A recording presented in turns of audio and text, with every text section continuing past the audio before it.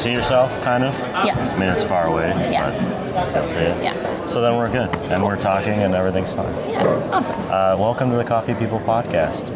Thank you. Thanks for having me. The only time I'll ask you to look at the camera, if you wouldn't mind introducing yourself, the name of your company, and why you're here at CoffeeFest New York City.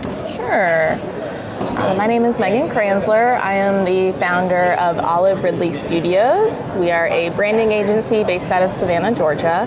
And we are here at CoffeeFest looking for potential new clients. We specialize in helping small businesses, so we came here hoping to find some new small businesses to help. When you say branding, what does that encompass? Obviously, our show is sponsored by Roastery, so I think packaging right away, but what is the bigger picture of branding? Yeah, so it's I'm going to try to answer this without going too much in depth because there's a lot involved in branding. Feel free to get nerdy with it. Okay. Basically, so your brand is the way that people perceive your business.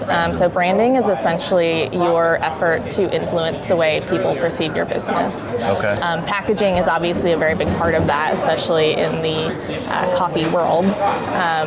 But we always start with brand identity design and brand strategy to make sure you are building a brand that's aligned with your goals and building a brand that's actually going to serve your ideal client. Okay.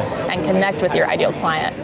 Branding is really all about connection and building a connection with your clients and your potential clients. And the first way you do that is visually. So you've got to stand out either through being different from what everyone else is doing or just by telling your story in a unique way.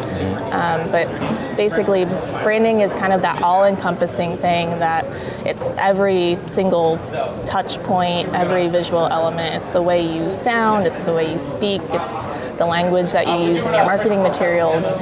Branding encompasses all of that.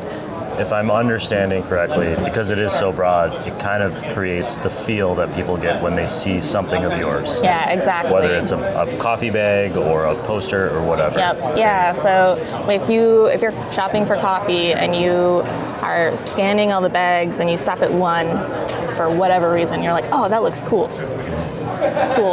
nice, fancy.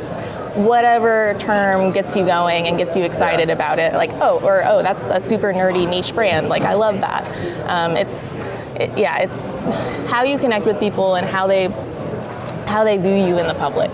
So I notice your brand, which I always find it interesting when people who are designers, how they fall upon what their thing is, because I think it's easy to keep questioning or keep tweaking. 100%. I don't think it's an accident you're wearing a blue coat and a blue shirt that match your colors. How did you determine what you wanted your brand to be? And I think you mentioned to me just a moment ago, you came from a bigger corporate world and decided to go smaller. I did. And smaller in the sense that you work for yourself? Yes. Why? And smaller in the sense that I'm helping small businesses as well. I do have a lot of corporate background where I was working for multinational, large corporations. And when I got out of that world, I kind of built my brand to be the exact opposite of that. I found the corporate world to be a bit stagnant and very restrictive in terms of design. Small businesses can just have a lot more fun than big brands can when it comes to their branding and their design. And so I really built my brand to be the opposite of that corporate culture. I wanted it to be fun and colorful. And those are the kind of brands that I love building. I love expressive and creative and fun and funky. And that's the kind of thing that really makes small businesses stand out, especially when they're going up against these bigger, larger corporations who have more money than they do. The way that they can really stand out and compete is by being different and doing something fun, doing something funky, being bright, colorful, whatever, doing things that those large corporations just won't do. You're here at CoffeeFest and obviously engaging with coffee industry businesses. Why did you think this would be a good idea as far as like an audience that would maybe need your help and be willing to engage with you? Yeah, that's a great question. So we specialize in helping product and retail-based brands of a wide variety. Coffee is one very specific niche within that broader market. We actually went and walked the show last fall in Orlando just to kind of get a feel for it and see who was at the show and see if people might need our help in the coffee industry. And after walking the show in Orlando, we definitely saw that there was an opportunity for us to come in and offer some design advice to these people. Sure. We actually did, in Orlando, we did quick little 30-second brand audits for people at the show to see, like it worked out really well. It started as kind of like a marketing gimmick because I was trying to figure out how to get people to talk to us at the show because we weren't exhibiting, we were just walking the show. It's always harder if you're not in a place where they're coming to you. Yeah, exactly. You're just a stranger walking up saying, let me tell you something. Yeah, so I made a shirt that said, bet you $1, I can improve your brand in 30 seconds. Oh, smart. And I had little fake dollars that I would hand out to people with my information on it. I did have real dollars, and if I couldn't make a recommendation to you, I would give you an actual dollar. Yeah. I only ended up giving away $1. Nice. So that told me there's definitely room in this industry for someone to come in and give some branding advice, help people with design. So that's why we decided to make the leap and be an exhibitor here in New York. That way we can get in front of more people. People have the opportunity to come up and talk to us, and we're not just trying to chase people around the show. You mentioned the Orlando show. I believe you're based down in the southeast. Yep. But you work with clients anywhere. Anyone can reach out to you. How would they get a hold of you or find more about what you do and how you can help them? Yeah, so you can find us at oliveridleystudios.com. All of our information is there if you want to learn more and see our work. You can do all of that there. We're also on Instagram at Olive Ridley Studios. You can see some of our work there as well as a bunch of reels of me doing very silly things. So if that's what you're into, go check out our Instagram.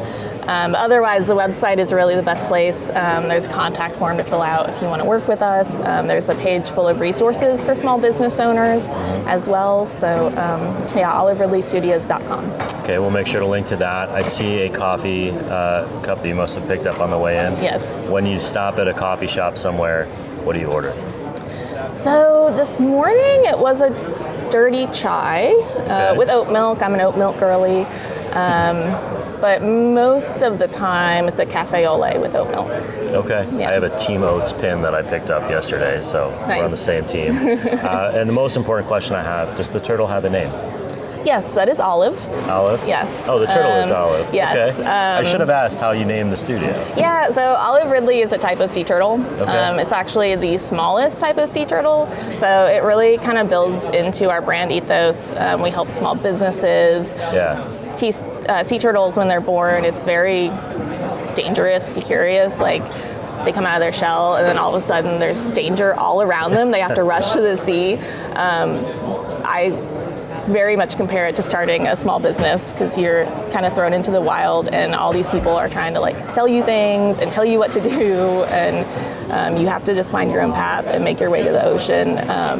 And just like with humans, seagulls are trying to eat you the Yeah, entire time that you're there at the beach. So, Exactly. Megan, thank you so much for joining the show. Welcome to Coffee People and to CoffeeFest. Thank you. Thanks so much for having me.